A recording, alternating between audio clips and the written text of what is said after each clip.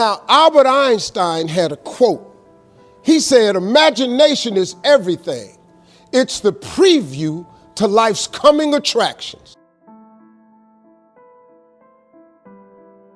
This is important information.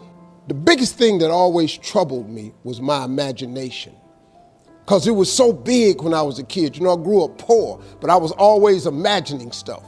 You know, my mama, once a month, would buy a travel magazine at the grocery store. My father used to be so pissed off.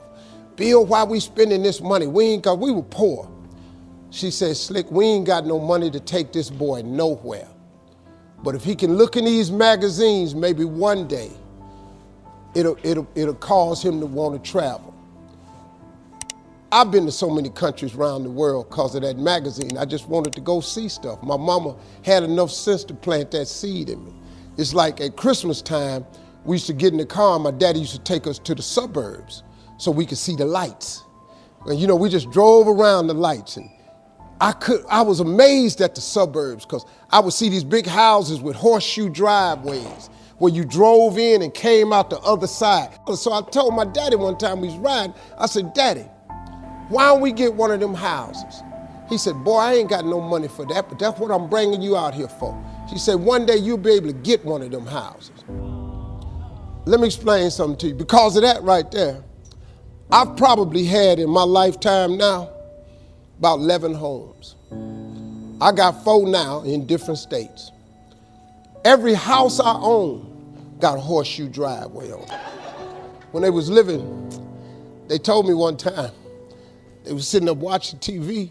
My daddy looked at my mama and said, Bill, he called my mama Bill, he said, can you believe that this little boy we had on TV? She said, Slick, I can't believe this. I used to send my daddy $5,000 a week. You know, when I first got on TV, I was making $55,000 a week, so I sent my mom and them $5,000 a week.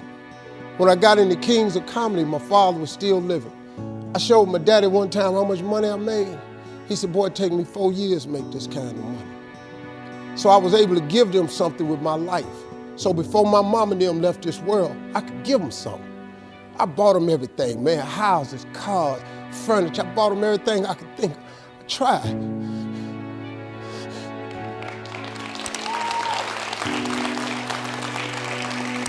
And you know what's crazy, man? I'm 62 years old.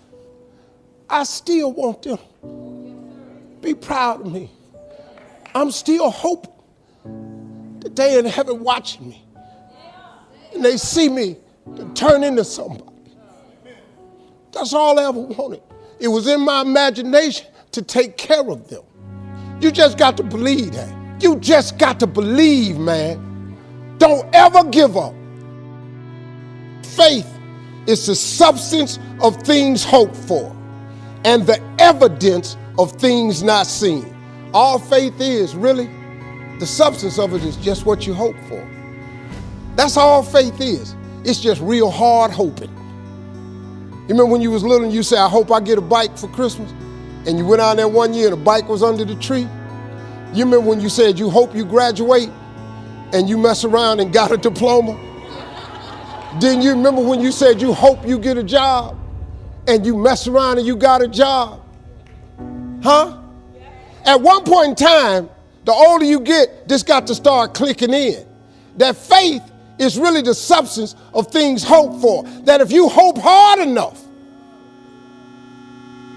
one day you ought to get smart and turn all that hoping into belief. And what is belief? Nothing but faith.